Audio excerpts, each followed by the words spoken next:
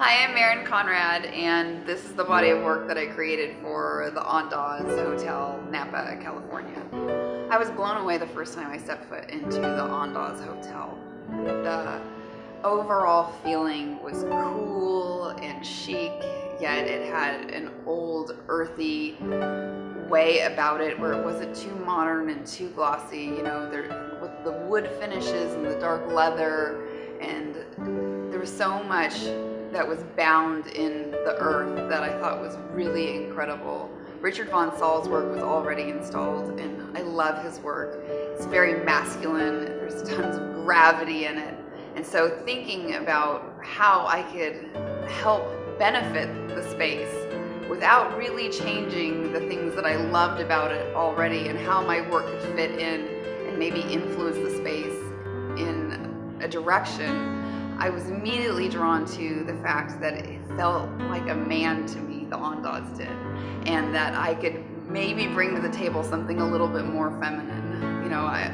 Some friends tease me, I have very long hair, it's pulled in a bun now, but that my work has my hair in every piece because it's really fluid and there's this motion to it, and I would agree with that. I really emphasize a lot of my work on bringing movement to my panels and having a good sense of negative space, but also of having something that's deeply feminine. And so I was really excited to be able to bring that to the walls and contribute that to this amazing space. When the Andaz came to me and approached me about creating a body of work for the downstairs salon, we talked about making something that was local and regional, characteristic wise, to be able to bring in something meaningful that happened in the region.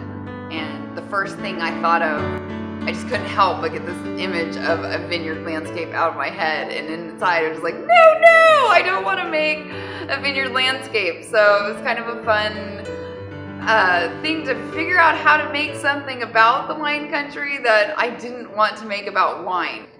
In essence, my body of work called Fruition is about these big ideas, these big dreams that different individuals came up with and were brave enough to spread out into the world, kind of in the form of seeds.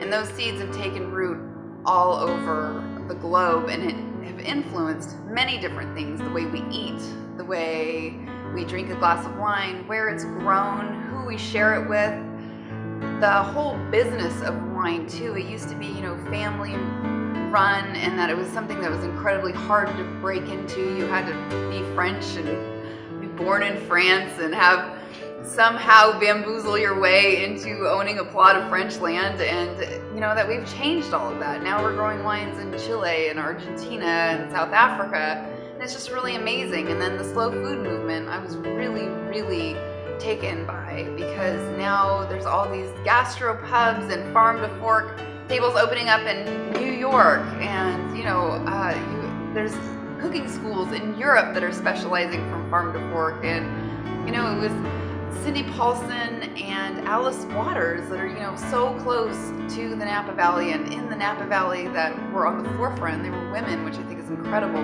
So the large yellow dandelion piece is the Fruition Series. The piece is called Sustenance, and it's paying homage to the Mustard Grill and the Mustard Festival that's taken place in the valley for years, celebrating farm to fork cuisine.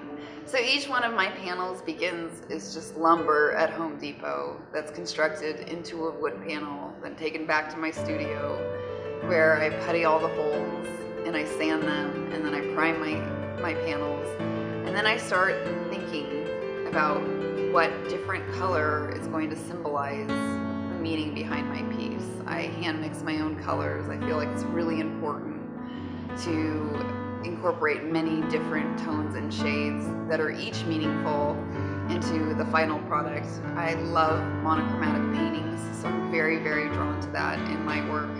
I use oil paint to do most of the line work and acrylic paint. I'm very drawn to using metal leaf, so I use gold, silver, and copper metal leaf on my panels. I try to not use paintbrushes whenever possible, so I use lots of sponges, paint pens, glue for the metal leaf portion, and then I embed all my painting between layers of resin. So I'm really concerned about making sure that I'm using resin for meaning that is helping support my pieces. I don't want to make something that the medium is not also a key essential part of the piece. So all of my work has to deal with either things that are suspended in water or suspended in air, because literally I'm suspending paint between layers.